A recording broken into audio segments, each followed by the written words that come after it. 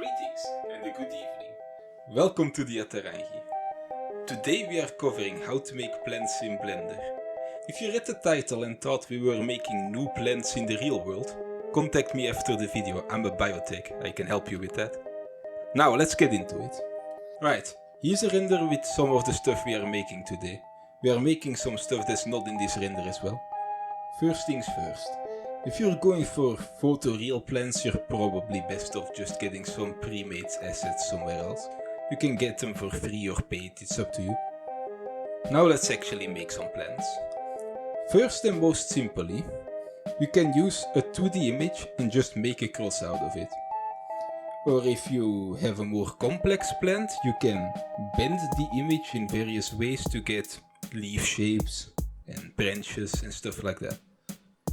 If you don't have 2D images, you can get some free ones from textures.com or some stylized ones from, for example, Kenny here.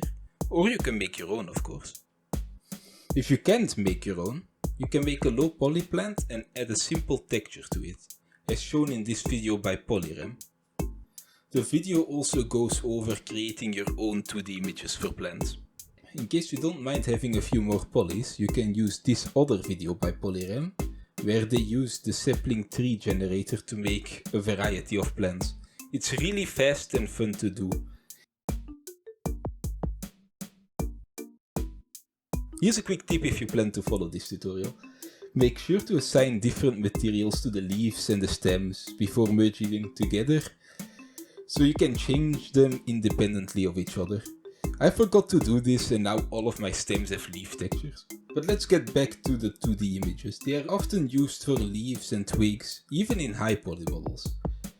The leaves on their own can also be used as grass, ivy, or even bushes, like the bushes in this video by Niraj Art.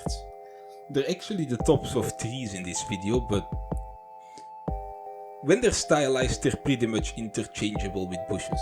Simple plants like these usually have simple textures, maybe even hand painted like the leaves I have here. And then of course let's also make some flowers, like in the aforementioned video by Polyrem. Instead of making flowers beforehand, like they do in the video, you can also use leaves that you made previously and just place them in a circle in Blender. Making them beforehand in 2D though will give you better performance. You can also just use the flower tops on their own in the grass for some variations.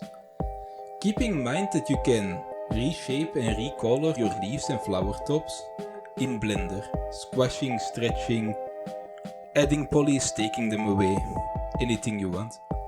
This way you can make a bunch of flowers or leaves from the same image. Okay, now you have the leaves, you have the flower tops. Make sure to save them separately so you can use them for multiple flowers or for geometry node setups, like the one in this tutorial by All the Works. A setup like this lets you make a lot of variations of flowers really fast. And if you want a flowery vine, this geometry node setup by Kaizen Tutorials is very versatile. But the leaves and flower art he provides in his tutorial are kinda high poly and bad for performance, so you might wanna replace them with some of your own.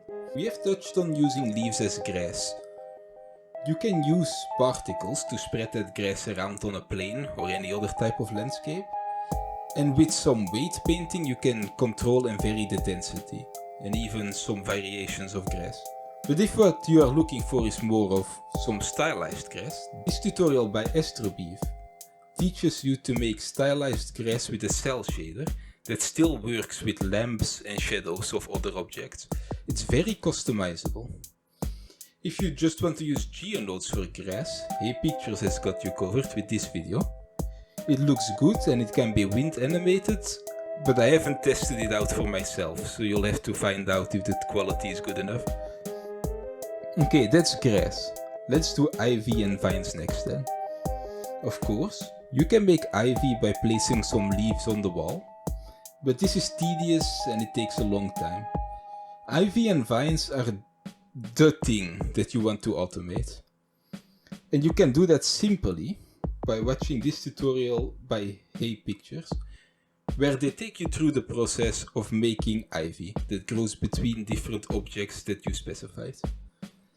If you don't want to make this yourself, you can get a similar generator from Bagattini for free on Gumroad. My favorite ivy generator though is the one by Blenderess. I got it for free in a giveaway, but it's gonna cost you $1. To me it looks more natural than the others. I like seeing the way the branches grow a bit more in this one. It's less of leaf planes and stuff like that. It also comes with some hanging vines and other things like that. Speaking of vines, you can use a plant or wood texture on the cable generator from 3D Wolf to make roots and vines like this.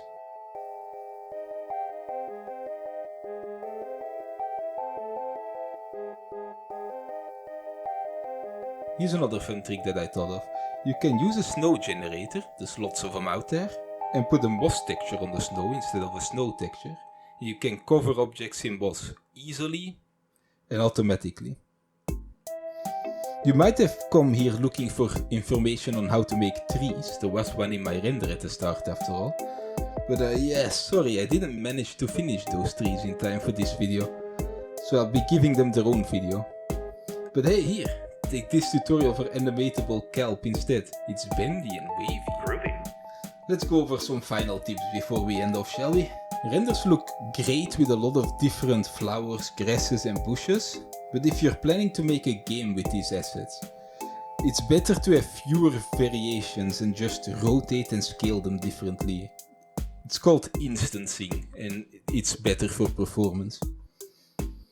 Keeping this in mind, you can make your flowers easier to reuse in this way by just slightly angling the flower tops, like in this example. Also, if you want my moss texture, you're gonna have to make it yourself. Here is a quick pan over all of the nodes that I use.